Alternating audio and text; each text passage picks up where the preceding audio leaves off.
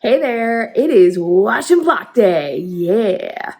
And my hair is wet because I'm vlogging. This is just a day in the life of me working on a project, actually finishing a project. And here it is, my finished Clapotis, fresh off the needles. And I'm really excited about how this this yarn worked with this pattern. I used JoJo Land Rhythm in Aquarius. It's a long stripe repeat, and I think it just worked perfectly with the Clapotis, which was designed for variegated yarns. But it's time to wash and block, and blocking is going to be kind of a challenge, I think, because I love this texture from the pattern, and I kind of don't want to lose the way this is puffing up by stretching it out too much while blocking, but I also want to show off the drop stitches, these ladders, because I really love that aspect of the Clapotis. And the other issue is that the ends of the scarf right now come to a point, and I would really like these to be square and have a rectangular scarf in the end. So during blocking, I'm probably going to have to make some compromises between keeping the texture, showing off the drop stitches, and ending up with squared off edges. So I think that's going to be a really great example to show how the washing and blocking process, however you choose to block a project, really can affect the finished results.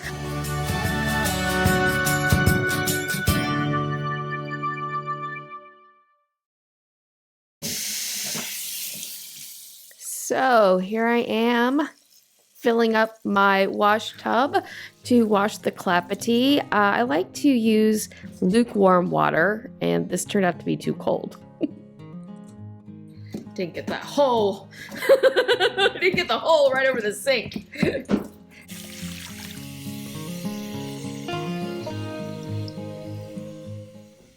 I personally like to use a no-rinse formula with my hand knits. This is Eucalyptus, which is nice because it actually has lanolin in the soap that kind of help recondition your wool.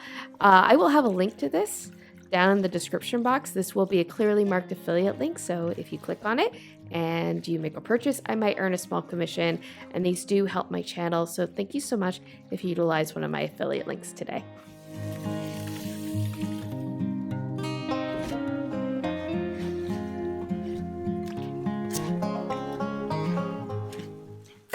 I know not everyone loves hand washing. Personally, I find it really relaxing.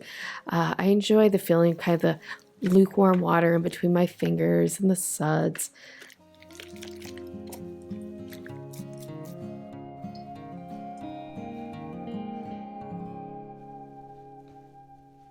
Okay, so I got that going. It is washing, and now I'm just going to gather my supplies that I need for the washing and the blocking, because I haven't done that already. Look, my new hallway. Still need to get the flooring in. Still working on the house from the flood.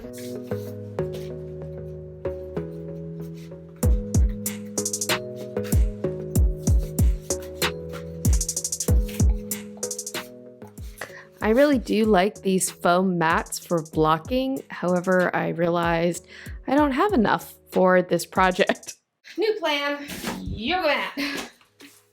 With my blocking area ready, I had plenty of time to scrunch out the crunch from my hair. If you do the curly girl method, you know what I'm talking about. And after that, was able to get some more I-cord done for a cast on that I'm working on for another project. I'm using a French knitter for this I-cord.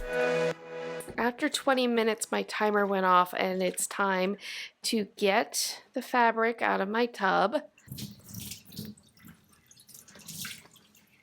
I do love this wash tub. It was actually a baby bath, but I love it because it has that drain hole in it. And then I gather up my fabric. I try to put it into a ball so the weight doesn't stretch it out too much. And then I just gently squeeze excess water out. And I can't resist smelling the wet wool. Oh, I personally love the smell of lanolin. Before I start blocking, however, I need to get as much of the extra water out of the hand knit. So I keep squeezing by hand, not wringing, wringing would damage the hand knit, just squeezing it to get out water. There will come a point where that won't be enough. Normally, I'll then wrap it up in a towel and put it on the floor and kind of walk on the towel to get out more water. But today, I'm going to use a secret weapon. I still wrap the Clapotis up in a towel, but then I put the whole thing in my washer to run it through the spin cycle for a couple of minutes, which will wick away any additional moisture.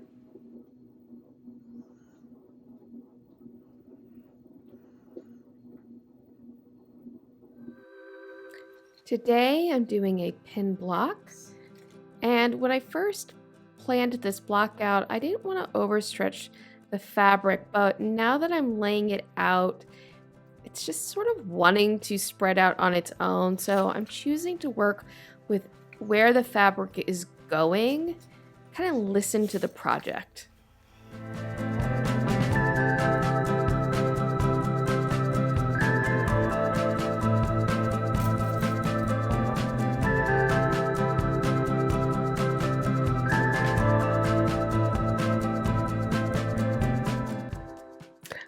I really love the way the ladders are showing and the width of the fabric. I find that the scarf really wants to be 19 inches wide, so I'm using my ruler here just to make sure that that stays consistent.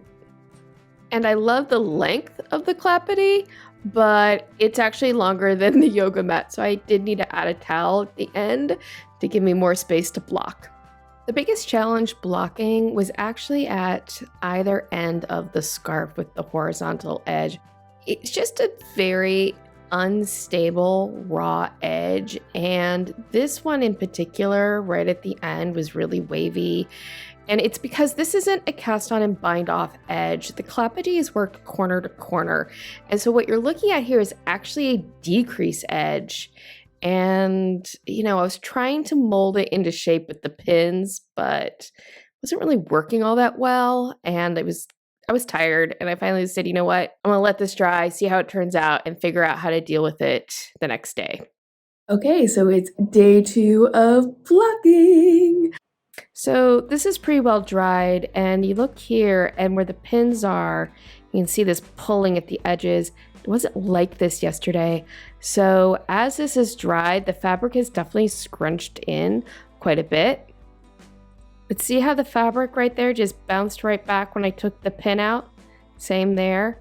Actually, that makes me really happy to see. That means this fabric has really nice recovery to it.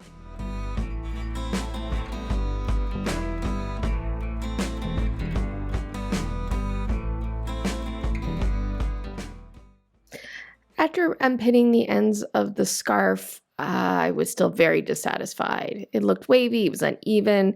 To me, it looked homemade, not handmade. And it was kind of ruining the whole project for me, frankly. I thought maybe I could try to reblock just the ends to get them more even and to look better. I started thinking of ways I might be able to disguise it. And then I was like, you know what? Well, looking at a scarf up close on a floor is not real life. So I decided it was time to have a little try on with my Clapotis. I still love the color. I love the way the texture turned out. I love the way that it's wearing until I look at the edge. I look at that edge and I'm like, oh, I gotta do something about it. What I decided to do was add fringe. And I was really loving the way the fringe was looking. I wanted the fringe to be have really nice volume to it. So I was making 8-strand fringe.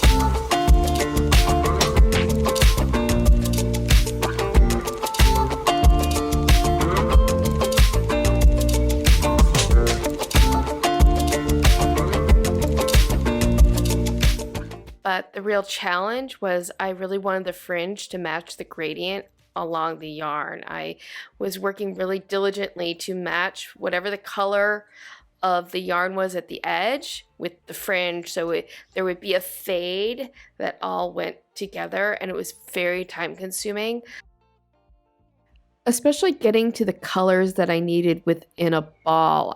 I was constantly winding and rewinding sections of balls of yarn and cutting them off so I can get to the right colors.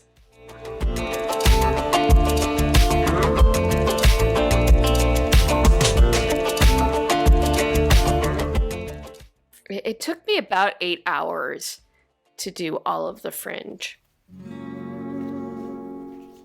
After I attached all the fringe, I needed to even it up. It was a bit chaotic.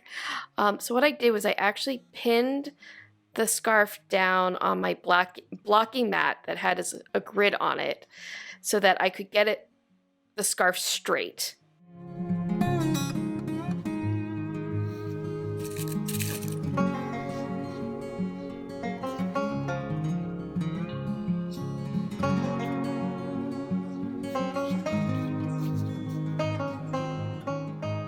Once I had the whole scarf pinned down, I then could go in with some long scissors and trim all the fringe up so that it was even.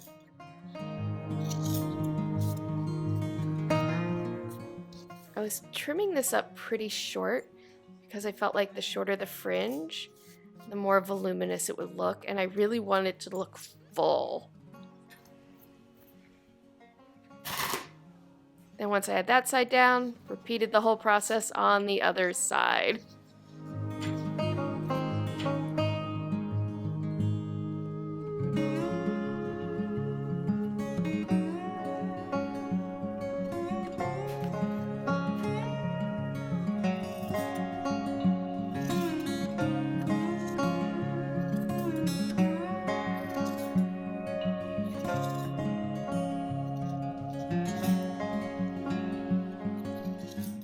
So carefully matching the gradient, getting the length right, getting all the volume definitely took time, but I think it was really worth it in the end because I love the fringe. I think that the fringe, besides looking gorgeous, gives this Clapotis a special touch that makes it clearly Carrie's Clapotis. And I loved the whole project. I loved working the stitch pattern. I really loved the way that the yarn and the colorways and the Clapotis pattern all came together to make this amazing scarf. The length and the width makes it really versatile in how I can wear it. And I think that I will get a lot of enjoyment out of this project in the years to come.